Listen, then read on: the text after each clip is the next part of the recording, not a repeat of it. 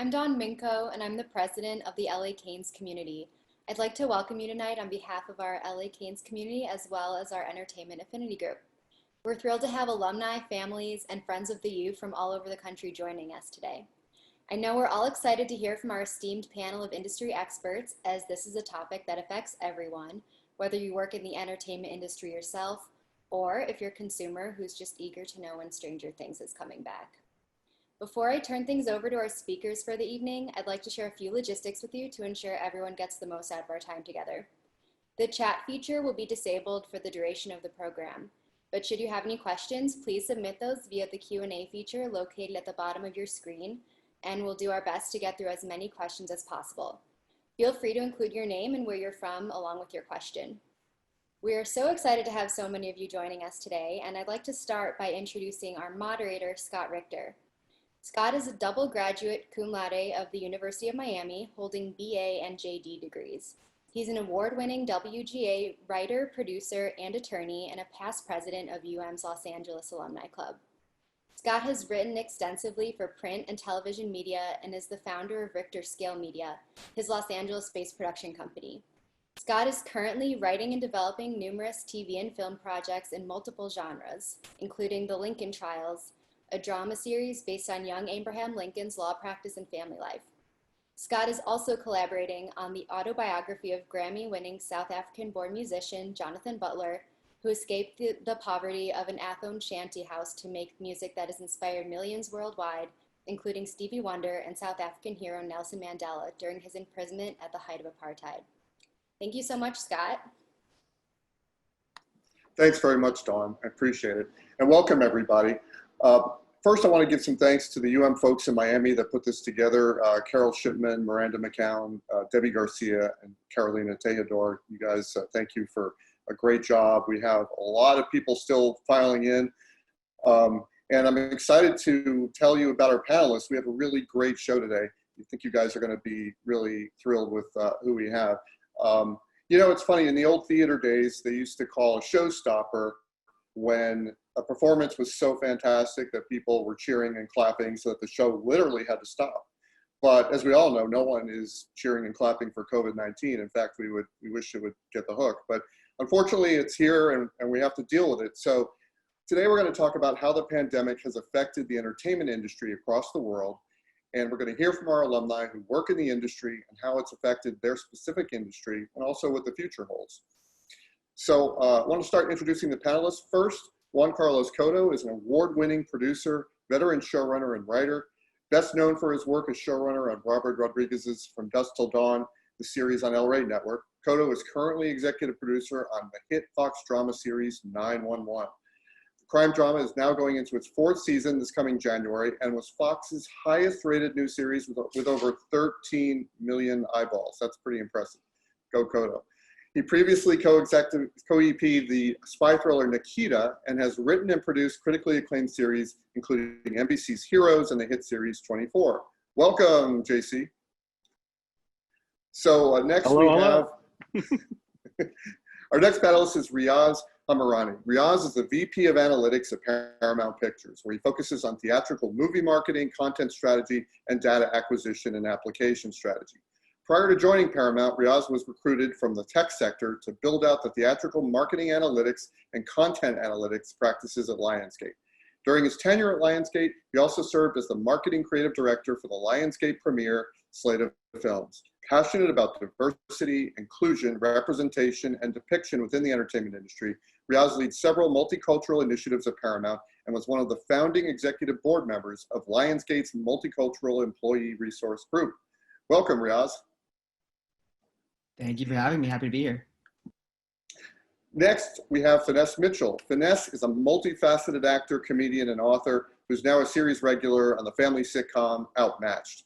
Finesse burst onto the scene with his 3-year run on NBC's iconic late-night sketch series, Saturday Night Live, creating hilarious characters like Starkeisha, who can forget her, and impersonating actor Morgan Freeman and rapper 50 Cent. Mitchell performed stand-up comedy to sold-out shows across the country. Known for his witty take on timely subjects, relationship humor, and politics, he appeals to all demographics. Finesse is a former student athlete who was a walk-on for the national championship Hurricanes football team, where he played with, wait for it, Super Bowl champion Warren Sapp and Dwayne "The Rock" Johnson, just to name a few. Welcome, Finesse Mitchell. Hey guys, happy to be here. And last but not least, we have a Broadway and theater legend. Jane Baron Sherman is an award-winning producer. Her Broadway productions include, they read like a who's who of Broadway history: The Great Society, The Sound Inside, American Son, Network, Sideshow, Hedwig and the Angry Inch, which won a Tony Award, Of Mice and Men, NT Live's only Broadway broadcast, Kinky Boots, which won a Tony and an Olivier, The Normal Heart, another Tony winner, and the original revival of A Raisin in the Sun.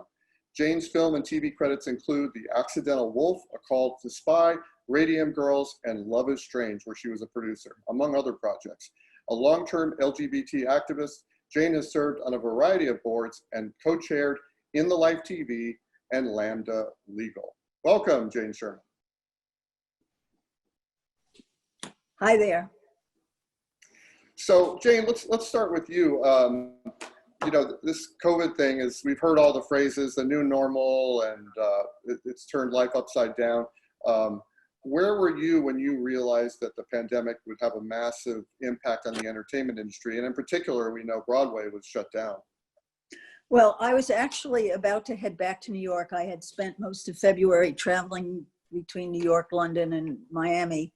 And I had a show opening, or supposed to open, on March 15th. And I was headed back to New York on the 13th. And then, of course, we closed theaters on the 12th of March. So there I was in limbo with everyone else. And JC, I know you work on the Fox lot. Did you sort of get a memo, we're shutting down today? You guys had you started your writer's room yet? Well, we were just wrapping. Fortunately, I guess, we finished shooting on February 3rd, right? So I was technically on hiatus, and I was in Miami when all of it started because, March 3rd, not February 3rd, March 3rd. So I was in Miami when it all happened. My daughter's birthday is March 2nd, and she's a student at the U, so I went to celebrate her 21st there in Miami. And that week is kind of when it all started. And I was planning on being on hiatus for the next 3 months, and it ended up being sort of the next month and a half because we sort of ramped up early in Zoom rooms to sort of try to get ahead of things. But it was funny. I was kind of in Miami when it all started, but yeah, things shut down right after that. So we did all of our post remotely, and normal stuff that we would normally do in the buildings on the lot, we were doing, by phone. And Finesse, how about you? Or did you have any comedy gigs booked that you had to cancel when things shut down? Where were you? On my way to Chicago that week.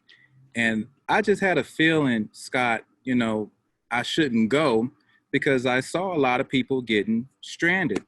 And one of my good friends is JB Smoove, and he's on Curb Your Enthusiasm. And so, we have the same manager, and he was on his way to Bumba, who knows where it is, Louisiana, and to do a casino show. And I said, don't you get on that plane, because at least I'll be stuck in Chicago, but you'll be stuck out in the sticks. And he was like, well, I don't know, Finesse. I feel like I got contractually, I got to get on the plane. I said, okay. So he got on the plane, and Scott, something told me not to get on that plane. And I basically called my manager and said, I don't want to go to Chicago and do the Chicago Improv. I was there for the entire weekend. And sure enough, that night, the club called me back and, postponed the gig. And then the airport shut down. And then that morning, JB called me and said, guess where I'm at? I said, stuck in Louisiana. He was like, absolutely. He was like, yeah. So I had dates all throughout, 2020. We canceled everything and rescheduled for 2021. I had just wrapped the TV show Outmatched on Fox. We did a full, I think 13 episodes. And so 22 started off with a bang. 2020 started out with a bang, and then it just sort of like started to fizzle and fizzle and fizzle. And next thing I know, I'm cleaning out my garage and doing every to-do list my wife ever had for me that I use as an excuse I couldn't do because I was always on the road. Now we can't wait for 2020 to end. Right. So, my house is clean. So Riaz, like one of my favorite things is going to the movies. And when this thing hit, obviously movie theaters are, you know, probably one of the first places that get shut down. Where were you when you found out, and what were your first thoughts as to how it was going to affect your business? Yeah, it was actually really interesting. So we were in the middle of actively marketing a movie. We were working on the campaign for A Quiet Place Part 2 when everything really started to kind of pop off and get bad. And, you know, there are dozens of metrics that we look at leading up to a movie's release to try to understand how are we doing, what do we expect the film to open to, are there any sort of potholes we should look out for, things we should adjust along the way. And I think it was probably the middle of February where we started seeing signals of, you know, American consumers are focused on other things right now. And we think it's going to ultimately have an impact on the movies that were leading up to our title and then A Quiet Place as well. And so as we started having conversations internally, we kind of made the decision. You know, we had a March 20th release date. I think maybe 10 or 11 days before that, we decided to make a change and change that movie's release date. And it's a good thing we did, because I think 12th or 13th was like the last day that theaters were open, and then they all decided to close. So we would have kept spending money and it wouldn't have gone towards anything because no one would have been able to see the film. So it's been kind of remarkable. The entire year from a theatrical standpoint has kind of been put on pause. Every single studio has, for the most part, pushed all of their movies to either towards the tail end of this year or a date, you know, in 2021. Production has been impacted. So some titles that were slated for next year have not really been able to get production rolling. And so, you know, everything just kind of has a snowball effect, and the dominoes keep falling and things kind of keep getting pushed back further and further. So everything that was on the slate for 2020 kind of looks like it's going to be on the slate for 2021, because it's basically a gap year for the theatrical industry. And then, you know, hopefully as safety protocols kind of get into place, we'll be able to start picking production back up again here and there. Juan Carlos, how do you see, like in the TV world, how do you see pandemic affecting consumer habits? We're already seeing record viewership on Netflix. Their stock is going through the ceiling. I mean, they're driving huge subscriber growth. Do you think that sort of linear broadcast TV is going to be at a disadvantage? I think it's all going to benefit in the long run because there's so much content and there's no catching up, right? I think where it's changed is where, you know, Riaz has a gap year. We've got like a gap half season. You know, like we're going to premiere in January instead of September, and we haven't started shooting yet. Normally we would have shot in late July, but we're going to start in October. So everything's been shifted a few months. So I think we'll be able to sort of recoup that, but it still seems like there's so much content. And in fact, they had so much stuff in the pipeline that they ended up moving stuff to the fall from now. And there's just sort of moving some stuff around. I do think though, for me, I think the shock wave of this, at least in television, I think will be felt a year and a half, 2 years from now, when all these shows that didn't quite go into production didn't start, and there'll be kind of an empty gap in there, I think. And I think there's some stuff that'll just sort of fall by the wayside, and shows that won't catch on because of the interruption, you know. So Jane, in the theater world, what does 2021 even look like in Broadway? Are theaters going to have to reopen with social distancing? How does that even work? Any ideas? Well, it doesn't really work. That's the problem. In order, you know, I do film as well, but in theater, live theater, if we try to go at a third or 50% of audience, we won't be able to afford to pay the people on stage and backstage. So we really are dependent on other methods. You know, there'll be a lot of focus on filtration systems and all of that. But also, I suspect that rapid testing will be a big issue for us. And people forget it's not just the audience we have to protect. We have the actors to protect. And if you've ever been backstage in a theater, it's tight, and we have stage managers and dressers and all sorts of people. So it's a little different than on set for a film production or TV production, where you can space people out. We can't expand those boundaries. These are many times older theaters. So it's really, we're in limbo with that. And what you see happening is more and more trying to go virtual with what are essentially readings. In London, they're getting a little more ambitious with the virtual productions.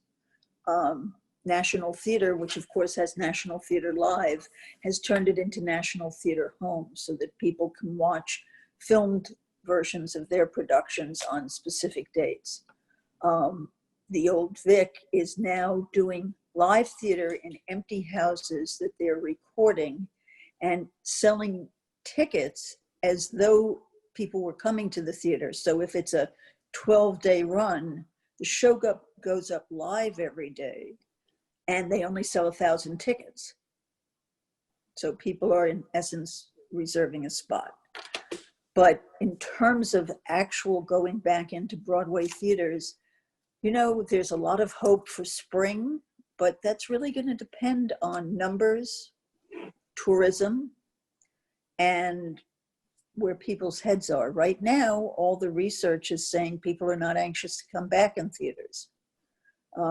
I know a lot of theaters are going to begin opening for film in the fall, October. I've got a film that's supposed to start in October, but it may also go right to virtual release. So Finesse, you're a live performer. A lot of your performances are live. What does the comedy landscape look like now? You know, in comedy clubs like Laugh Factory and a Comedy Store, you have people that are drinking and they're not wearing masks, and are people kind of, you know, what are the thoughts on that? It's very tough right now. The businesses are trying to find a way to stay open and stay profitable, but it's tough. It's sort of like what Jane was saying. They want you to perform, but to a half house, and they want to do social distancing in the actual comedy club. Well, either you're gonna, you know, triple the ticket so you can make up the difference in the month for less people, or it just doesn't make sense financially.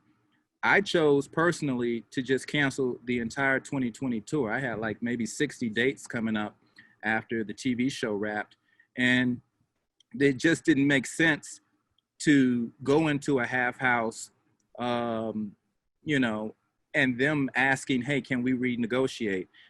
You know, I'm like, no, I'd rather just wait. Because it also made me realize, Scott, that I hadn't been spending a lot of time with my family. And so COVID has been a blessing as far as that is concerned for me, because I'm always on the go. And so one important thing that in the stand-up world, and as far as touring is concerned, because touring is just completely affected, there have been type of outdoor drive-in shows, you know, drive-up shows where people are staying in their cars but watching somebody perform in a parking lot. But here's the thing, how it affects our business. The A-listers, so say you may have a Dave Chappelle or a Kevin Hart, well, those guys do arenas, you know, and those guys do small theaters when they're practicing, but small theaters to them are 2,500 seats. They're now shifting into the comedy clubs.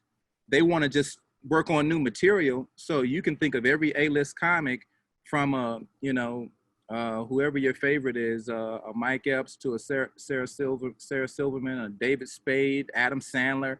I mean, everybody's in the clubs. And so the guys who are normally in the clubs get shifted out of the clubs because the headliners are coming in to take their dates. And the clubs, of course, are saying, yeah, we think we'll take a Russell Peters or a Gabriel Iglesias or a Jimmy Fallon over a Finesse Mitchell. So it just made sense for me to just wait until 2021 anyway. But the entire touring business, and I mean music, comedy, I don't care if it's spoken word, it's all been affected by the capacity limit that the venues can have. And so it's up to the owners to figure out how they're even going to stay open month after month with just being able to open up at half capacity. Now, you mentioned silver lining of spending more time with your family. I want to get back to that in a minute because we do want to talk about the positives. But first, Riaz, I wanted to ask you, I have a friend that works at Sony, and I know recently one of their films that was slated for theatrical release, they ended up selling for it really ended up being a really good deal for them, and it's going to be streamed video on demand. And not to put you on the spot, but do you see Paramount doing anything like that in terms of, you know, like trying to sort of go where the audience is, which right now seems to be at home? Well, I definitely can't say yes or no about any particular titles, but what I can say is, I mean, at the end of the day, every studio is in the business of trying to monetize their content in the best way that they can. So there are certain titles where it makes a lot of sense, whether it's because of the production budget or the actual opportunity there is in being a theatrical product, to wait and to push it to next year, to just, hold on for now because the financial opportunity is just larger. There are some titles where it makes more sense to go ahead and push it out through premium video on demand, to sell it to a streamer. And it kind of, the business sort of pieces of it. How much investment have you put into that content? What did you expect it to do in terms of performance as a theatrical product? Could you make that same amount of money, if not more, if it were to be sold to a streaming partner, or to go directly to premium video on demand? So all of those like financial considerations are one piece of the puzzle. And then the other piece of the puzzle is consumers aren't a monolith, right? Like there are some people who are ready to go back to the theater right now. And a new movie came out last weekend. There's going to be a new one that comes out today and tomorrow. And then of course, Tenet is dropping over Labor Day weekend. And so you have to take a look at the product that you have, and is the audience kind of ready to go back to the theater yet? Or are they more likely to consume at home? Would they be more comfortable consuming at home? So all of those kind of considerations ultimately help us answer the question of what's the opportunity for this title? What's the best way for us to kind of recoup our investment and monetize the product that we have?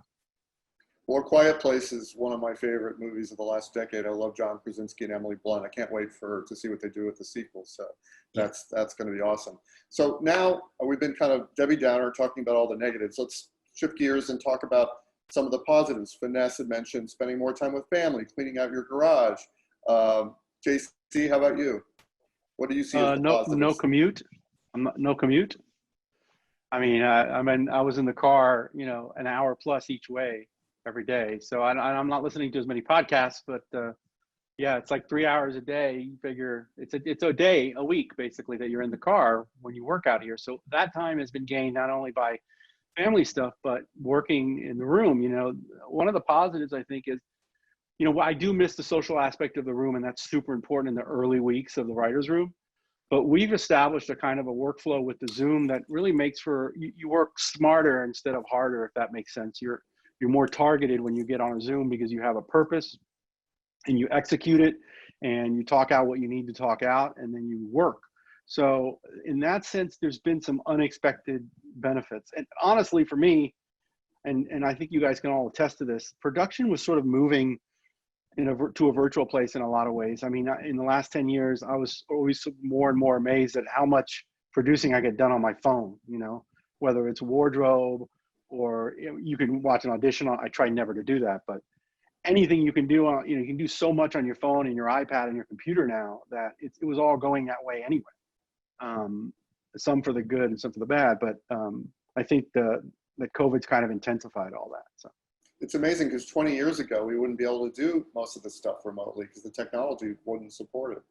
So So Jane, how about you? What do you see as the silver linings? Well, I think you'll see more focus on development of pieces, and you'll see people being more creative. There's one Broadway musical that's slated to come in this spring of 21, but they have just signed a deal with Netflix, and they're going to record it before, which will probably help build audience for when they open the show live. So that's a new creative way of looking at it. Personally, much like Juan Carlos, I'm not running around as much. I'm usually traveling all over the place. And now it all gets done from one location, and it in a much more focused way. It gives me time to work on things that are a little further along in development theatrically. On the film side, I had a short form series that we decided in this environment didn't make sense. We've turned it into a half-hour mini series. There are 3 seasons, And Topic has just come on and picked it up so that we will begin on that platform Thanksgiving. So it's a lot of looking at things differently. And I think some of this, even when we go back to live theater and being in movie houses, is going to stay with us. I think you're going to see more audiences who have become accustomed to streaming pick that up as another way to see things, and it'll broaden audiences in the long run. Riaz, what do you see as some of the positives that are coming out of the new normal now? Yeah, it's interesting. I think a couple of things, and they're both kind of related to like work and productivity. So like everybody mentioned, when there's like less of a commute to worry about, you're automatically getting more time back.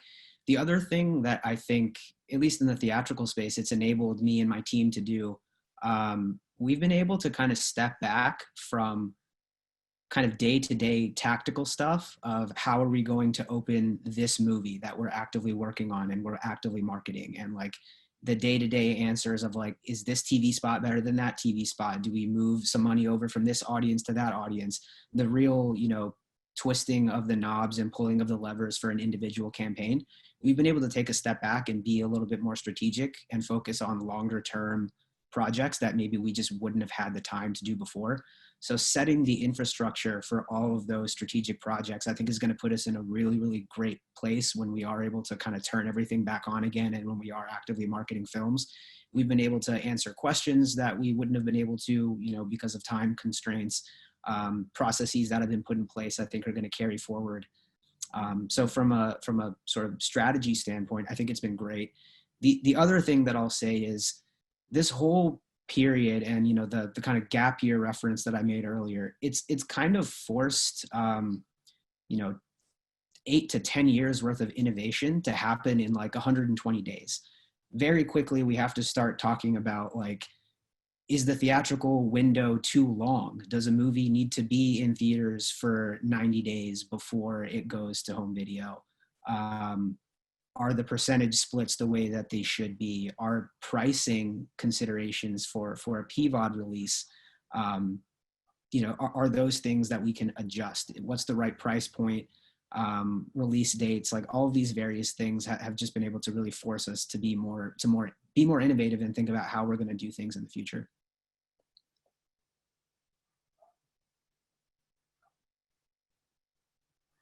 Did we lose Scott? I think Scott may have had a power outage. Uh-oh. Like Talk amongst yourselves. It looks like we You lost should answer the question, Finesse, because you didn't answer it. The You talked about it a little bit. positives, But yeah. The positives for myself, I've always thought I was a pretty great comedy writer. I just needed to let people see the work. And I did a lot of writing on SNL, and just, watching Tina Fey at the time when I was there, and Amy Poehler, and, and Jason Sudeikis and those guys, you just hone these chops where you're like, I know how to like write a show. And so after like 12 years of touring and just doing other people's shows, I decided to write my own feature and then my own shows, a single cam and a multicam. And they're actually pretty good. So one is going out, the feature is going out to Tiffany Haddish, and she's pretty hot right now from Girls Trip. And the other positive is just being able to be focused on creating my business. I know I lost my mind a little bit because I started a podcast with a Notre Dame alum. So I know I'm a COVID has got me a little frizzy. Wait, what? I know, bro. I know. All right. But I started a podcast called Understand This, and it's just two guys, talking out COVID and everything that's going on right now. But I'm really excited about the writing projects. Fox has continued to call me for their reality unscripted shows. So they have a Masked Singer spinoff show that I'm going to be a guest panel judge on, and then some of the game shows that they have, that they've asked me to be a guest on. So the main thing I'm excited about is just, finishing my own projects, as a writer, Juan Carlos, and, Yeah. No, it gives you a chance to look inward, right? The whole thing is kind of like you said, look at your business, look at what you're doing creatively, You know, And the like Jane time, said, look at your projects finding the time, you know, just to like not run through an airport. As Jane says, she travels a lot, and just to just be still for a little bit and focus and tap into that creativity and all those ideas that you had. And instead of just like kind of giving them to other people, you know, let me write this up and start pitching them myself. And so I'm excited about everything that's coming up, hopefully in 2021. I would say, let me just ask another question that I feel came out of those answers, which is out of Finesse's answer. Anybody else working on something completely personal that they never had the time to work on because of COVID? I think speaking for myself, I mean, there's been a lot more time to reflect and get involved in things that are more activism related. There's obviously been a lot going on in the world at the moment. So maybe in like our normal workflow, there wouldn't have been as much of a chance to kind of focus on that stuff. Obviously, it's a big year. There's a lot of things for people to be considering at the moment, but having the time to be able to really read and understand and figure out where your priorities lie and the things that are important to you, and then get actively involved in all of those things, I think has been sort of a godsend, really. I definitely agree with that. Sorry, guys, I got bounced off. I had a power surge here, but sorry, go ahead. All good. What about you, Jane? Any of those projects that you're reconfiguring, personal ones? Yes, actually, some smaller projects. I've been activist based for a long time, so I'm able, and a lot of my mainstream projects are underlying that tone. But I've also agreed to join the board of a fledgling organization that's going to bring young women into exposure in live theater in the back.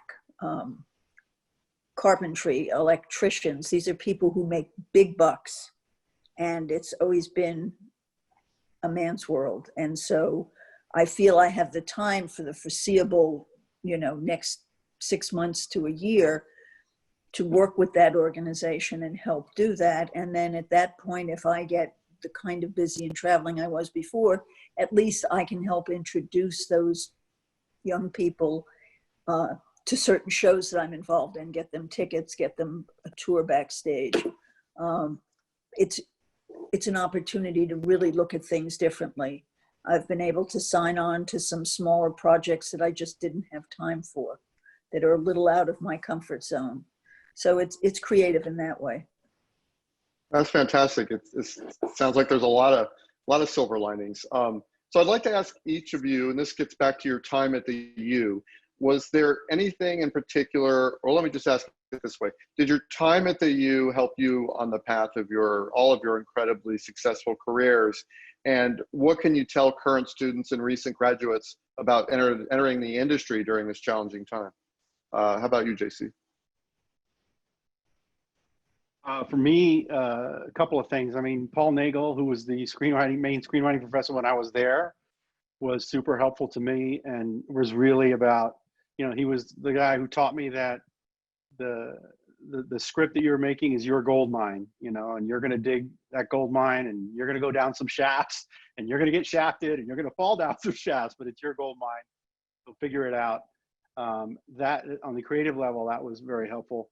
I think the primary thing beyond that is that, you know, UM and the School of Communication, what it provides you is a sandbox. It's your first sandbox to play in, right? They give you your toys, they give you the sand, you try to build things, and it's where you can start to make all your mistakes. Because I don't know about you guys, but for me, my entire career is a series of mistakes that I stop making after I make them the first time, and then I get a little better, and eventually I figure out what I'm doing. So it's just about hitting the golf ball, and, you know, UM was where it all started. Paul Nagel was great. Believe it or not, he was actually my screenwriting teacher, and my dad had him as well. My dad was like class of 1960, but he was around a long time. Great guy. Finesse, how about you? How about your time at the UM on the football field, in the classroom, and how does it affected you today? And what advice do you have for people out there that are just getting started? Scott, all I know is that after 1 year, thank God they have the freshman forgiveness rule, where you could go back and take all the classes that you got a D or an F in, because I was just not a great student. I chose the University of Miami because I was a huge fan of Miami Vice in the early 90s. And when I walked onto when I made the team, it's just like my whole focus shifted, because I realized that my family had a civil engineering business, but I didn't want to be a civil engineer anymore in Atlanta. I wanted to play football. And you know, when you do meet characters like Ray Lewis and, you know, Dwayne was pretty quiet. We called him Dewey back then, but Warren Sapp was not quiet. And when you meet these guys and you're winning national championships, you very rarely go to 8 o'clock classes. So after my first full year of school, I realized, you know, don't take a class before 10 a.m. because you have proven you cannot do that. And so I think my time at UM really made me grow up fast and made me mature fast and not focus so much on the social aspect of school, because I was a huge frat kid too, Kappa Alpha Psi. And everything you probably weren't supposed to do, I did. And so, you know, and in the School of Communications, a professor named Don Stacks, I don't know if you guys remember Don Stacks, but he sat me down one day and he said, you have a lot of talent and I think you're blowing it. And I'm not talking about on the football field, you're not focused. And it was that one talk that he kind of made me focus on really what I wanted to do after school. And I had no clue it was going to be comedy or show business. I didn't even know there was a career planning and placement at the school until, you know, after I graduated. I was like, how long has that building been there? You're supposed to be going there since your junior year trying to find a job. And one day, Scott, I went down to the Coconut Grove Improv. Everybody knows the Grove. And I went, and it was on a dare, bro. It was like literally 6 people. It was like a date. It was a triple date. And they had free comedy club tickets. And they gave us the tickets and they got us in there for free. And we were all acting like we were big shots because we had dates. And we were like, hey, show is free. And nobody knew anything about the 2-drink minimum. So when they all came around and was forcing us to buy 2 drinks or an entree and a drink, they all looked at me like, how much money do you have? I was like, I thought it was free. I was going to get water. And so the host of that show said, whoever has the best joke will waive the 2-drink minimum. And everybody looked at me like, go up there and tell a joke. And that was the start of my comedy career because they knew I was silly. So they were like, go up there and tell a joke. And I literally made up a joke on the spot. And it was 3 of us, and my joke won. And I remember the host saying, hey, you should come back next week. We do open mic every Tuesday. Come back and do 3 minutes. What was the joke? Is it for a PG audience or? It could be PG. Well, in Miami is so diverse. Everybody knows that. And so we had this heckler. As soon as we sat down, there was this lady in the back of the club. And as soon as the host started talking, she was just going, ah, ah, ah, ah. And everybody was like, you know, turning around looking like, what's wrong with her? And it was trying to warn her, ma'am, if you don't be quiet, we're gonna, you know, ask you to leave. Ah, ah, ah. She kept going. And so right when you thought she had settled down, right in the middle of somebody's act, she'd go, ah, ah, ah, ah. So when he had the contest, the first person told a joke and it was whack. Scott, it was just, the second girl told a joke and it was funny. And it was just like it was a real quick one. And it's not really PG, but well, I can't even tell that joke, but everybody laughed. And then when he got to me, he said, all right, what's your name? I said, Finesse. He said, all right, Finesse, tell us something funny. And I said, okay, well, how many of you guys went to public school? And people started clapping. I said, well, in public school, they have all types of drills and alarms for people when there's a natural disaster coming or an alert coming. So for like in Miami, we had a hurricane, you know, alarm for all the students to come out into the hallway. And it was ding, ding, ding, ding. Or if you had like an earthquake alarm, they'd be like, and. I said, but for fire, we didn't have a bell or an alarm. We just had that drunk lady in the back going, rah, rah, rah, rah. And everybody just fell out laughing. And I don't know, cool. The dude said, you made that up, like right now. I said, yeah. He said, all right, man, come back next week. And what really started my career is I invited all my friends back. I invited everybody. I wore a shirt and tie. I didn't know what I was doing. And I got up there, Scott, and for like, you think people booing is the worst sound in a comedy club? Tell a joke and just let it be silence. And then you look over and you see another 2 minutes and 49 seconds left. And you still standing up there. And it was brutal. But I was trying to tell my friends afterwards, hey man, I almost got a standing ovation last week. Y'all should have been here last week. But I was so hooked on that feeling I got from telling the first joke last time that I just kept coming back and kept coming back. And BET's Comic View was my first TV appearance because I got really good at it.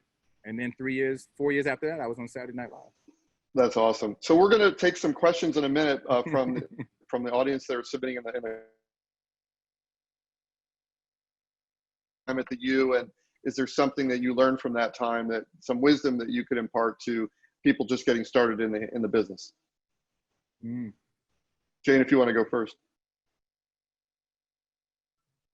Sure. Well, you know, like Finesse, my schedule at the U was a little strange, but that was because I was editor of the Hurricane.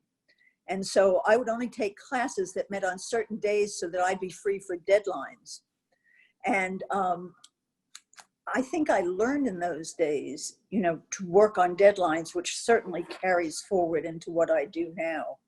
And to, you know, be able to shift gears at a moment's notice, or pick up hot type and drop it into a press page.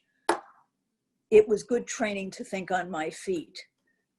But in terms of training, I'd really like to say to students who are watching that, you know, as tough as these times are, and it must be very frustrating for those looking who want to act or write or direct, the time will come, and this is precious time to just hone those skills and focus.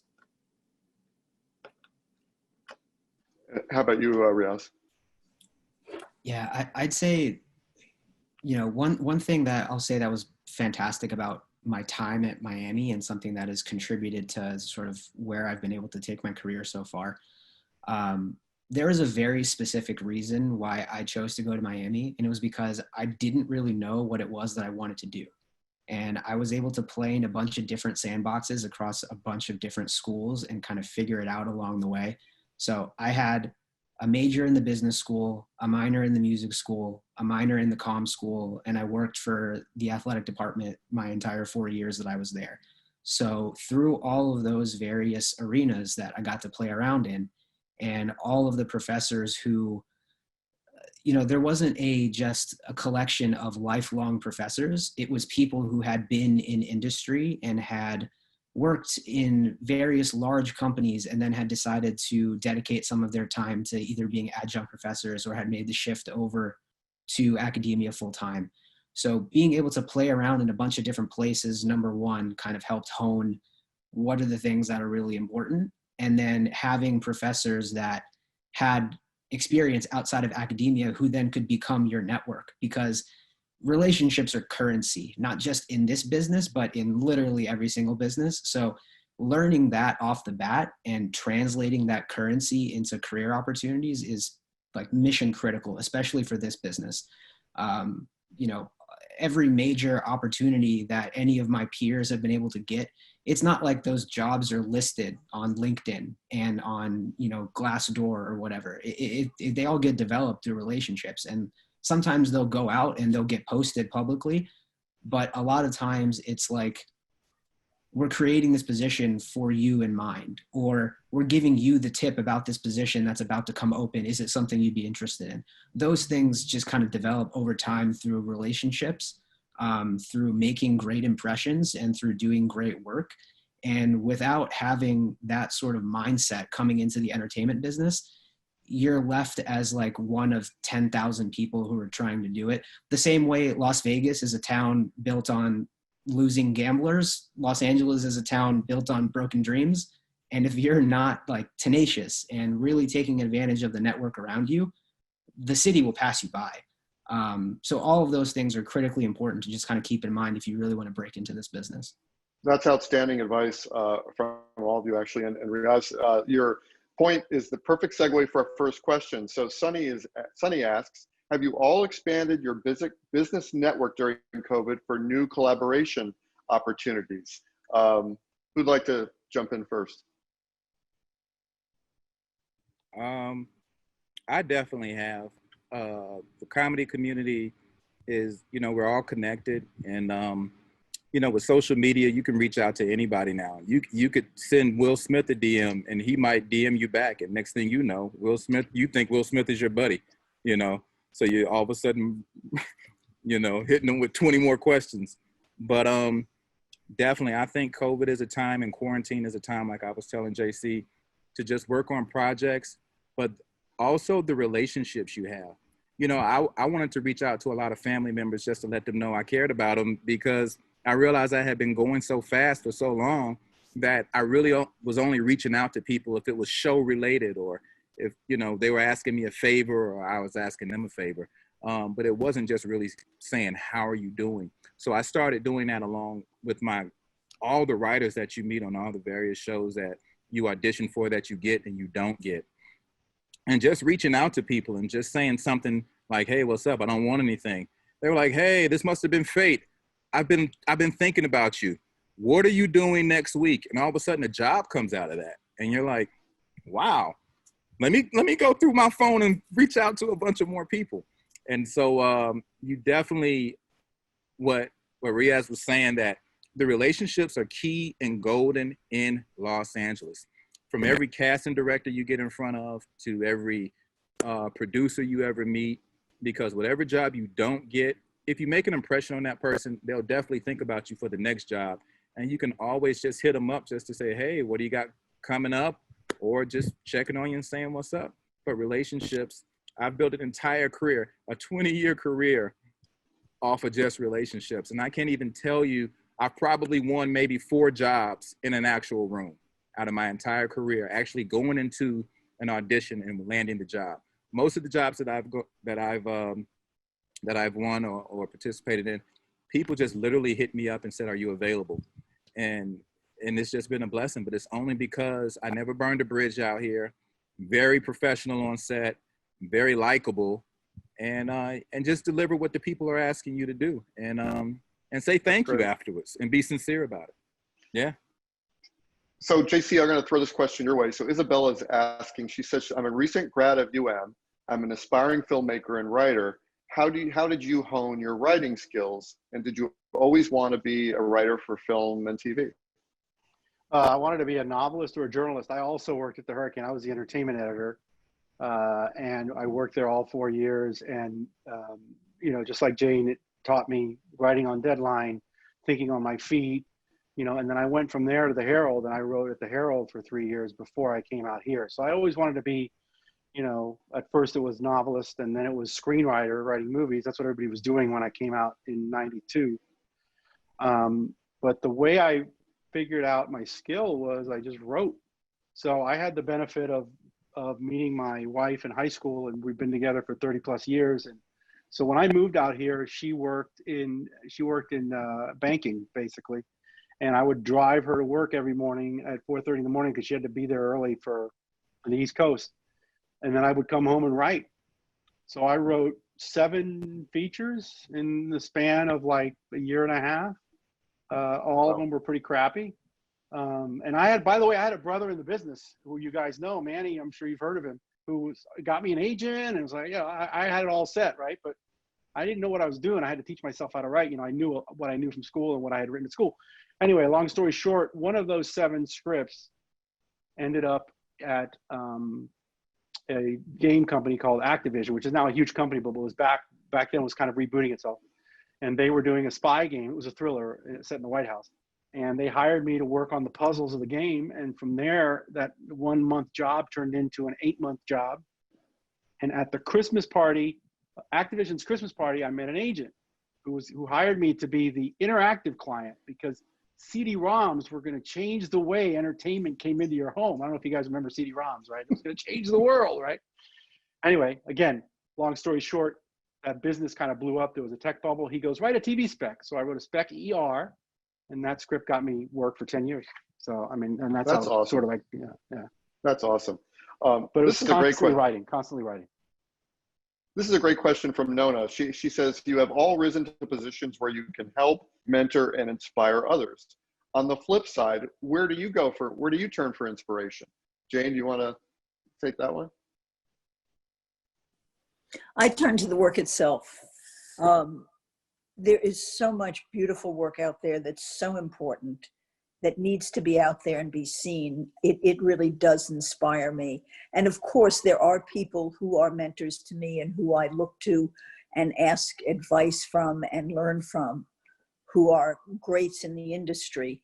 But it's the work itself. It's seeing performances by people and saying, I want to work with them, seeing costumes by somebody and saying, I want that name put down and maybe it'll work for this project.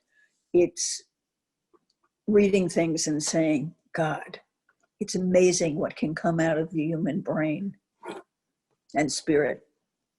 That's great. So Finesse, here's a question for you. We want to know, this is Birgitta.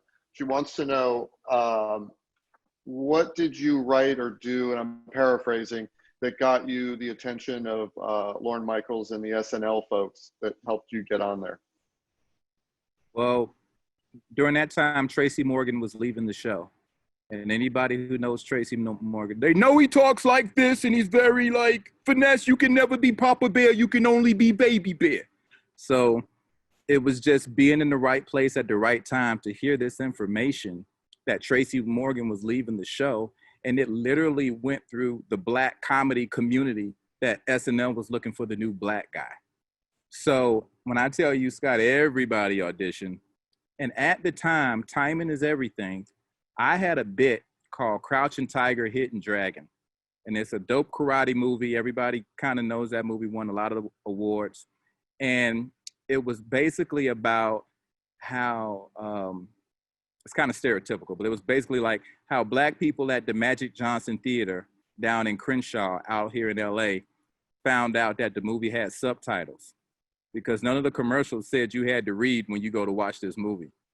So I basically did an entire skit and performed like 7 different characters in one joke about these girls, these ghetto girls, trying to figuring out they had to read for 2 hours and a half. And it was just a hit.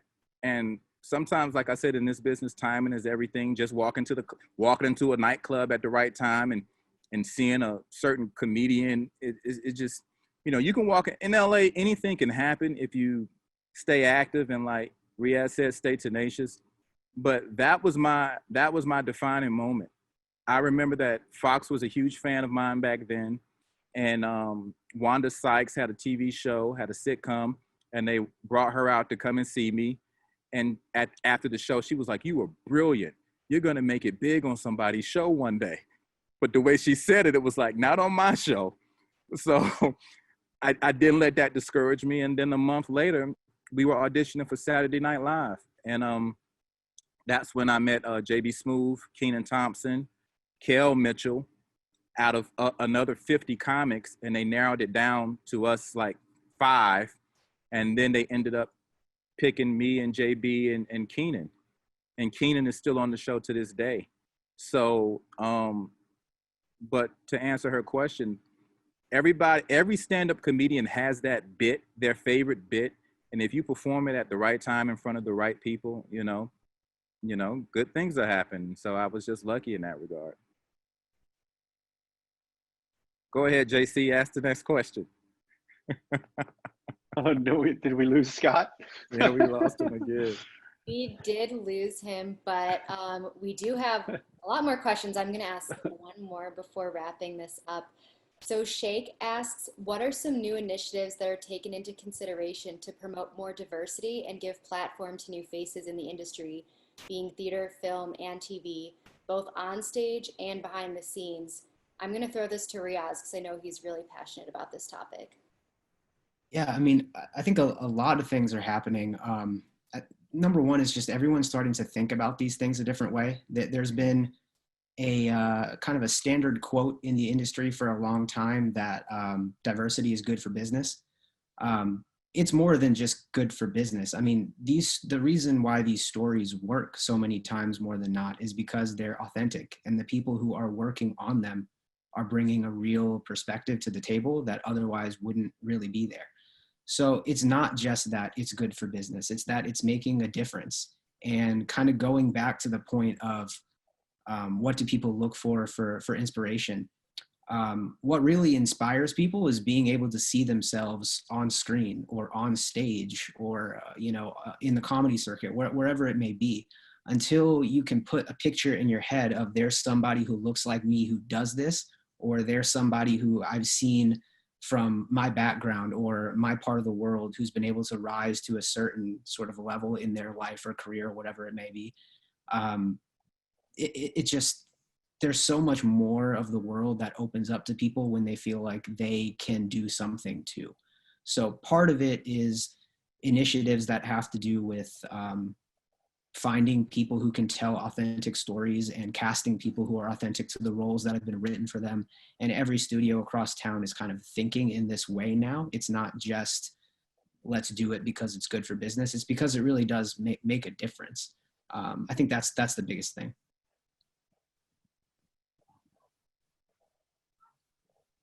So much. I just want to thank Scott, all of our panelists, JC, Finesse, Riaz, and Jane, and all of our attendees for joining us for such a great and important conversation. Hey, Don, can I say one thing? Yeah, go ahead. There was a question about what inspires you or who gives you inspiration, and I wanted to answer that. Mm-hmm. You have to find somebody that's really in your corner, whether you're on top or you're just down in the gutter. I mean, this business really beats you up, and you have to prepare yourself mentally to just hear 1,000 no's, and because you don't know when your yeses are coming, and sometimes your yeses come back to back to back, and people say that never happens to anybody. But then after that fourth yes, you don't get a yes for another 300 opportunities, and you're like, what did I do? Who did I piss off or something like that? And it can really beat you up. But my inspiration, I wanted to say, find somebody who's really in your corner, who motivates you. And for me, it's my wife, because every time I get down, she says, stop trying to walk through locked doors. Find the doors that are open. And sometimes a door that's open, there people are like, hey, where have you been? And you're gonna find that. But you can't do it just soaking and staying at home. You gotta get in front of enough doors, because LA and New York and the entertainment business, it's a numbers game. You may touch your first door and it's open and everybody thinks you're the greatest, but then the next 10,000 doors are locked after that, And so find those people who really uplift you and who can, feed positivity into your life and just keep reminding you of how dope you are. And that'll motivate you to stay the course. And so I just wanted to say that. Yeah, thank you. That's a really, really incredible point and something to keep in mind. And I'll just add to that with my own experience. A lot of people hear that working in LA or working in the industry is all about networking. It's all about who you know. And, if you miss out on jobs, like, oh, well, I don't know that person. But I think that's an advantageous, think that you do have to know people, because go out there and know everybody. I mean, we have this network through UM. I know alumni are always reaching out to me. I've reached out to other alumni who work in areas I want to work in. Get out there and know everybody. Like, don't let that be a reason that you can't get your foot in the door. Make it the reason that you are getting in the door. That's a great point, John. We have a very supportive alumni community, and everyone who's alum should take advantage of that and reach out in social media, or if you have that person's email. It's really great. Yeah, don't be afraid. Sorry for the technical problems on my end. It's all right. Hope your power is back. Well, I'll just wrap this up by saying we have 2 more events coming up, more Canes Conversations, and we'll hope you join us for those. The first is a fall athletics update on Monday, August 31st at 5 p.m. Eastern. And the second is an engaging conversation about the next stage of the economy in South Florida amidst COVID-19. And that's on Wednesday, September 2nd at 5:30 p.m. Eastern. Again, thank you to everyone who joined us. We are so lucky to have so much expertise in one room. To all of our attendees, we hope you enjoyed the program and will join us for the next event. Thank you. Go Canes!